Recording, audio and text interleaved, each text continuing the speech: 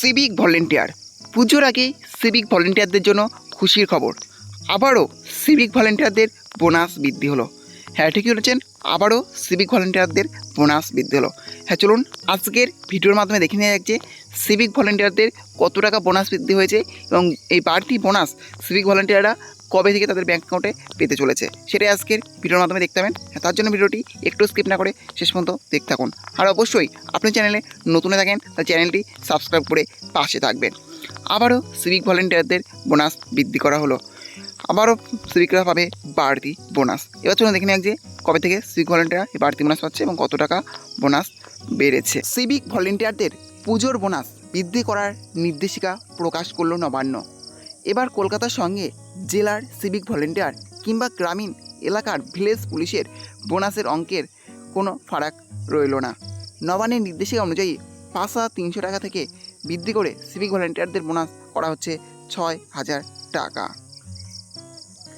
গতবার প্রথমে যে নির্দেশিকা জারি হয়েছিল তাতে কলকাতার সিভিক ভলেন্টিয়ারদের বোনাস 5,300 টাকা থাকলেও জেলার সিভিক ভলেন্টিয়ারদের ক্ষেত্রে ছিল 2,000 টাকা।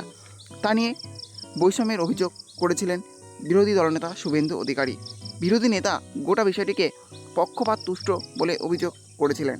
শুভেন্দুর বক্তব্য ছিল, কলকাতার সিভিক ভলেন্টিয়াররা 5,300 টাকা পান, তাতে কোনো অসুবিধা নেই, কিন্তু জেলার সিভিক ভলেন্টিয়াররা কেন বঞ্চিত হবেন, কেন তাদের কম অর্থ দেওয়া হবে।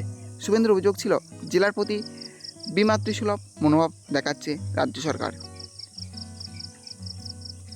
তারপরে মুখ্যমন্ত্রী মমতা বন্দ্যোপাধ্যায় আশ্বাস দিয়েছিলেন, কলকাতা পুলিশের সিভিক ভলেন্টিয়ারদের মতোই রাজ্যের অন্য জেলায় কর্মরত সিভিক ভলেন্টিয়াররাও সমান অঙ্কের পুজোর বোনাস পাবেন।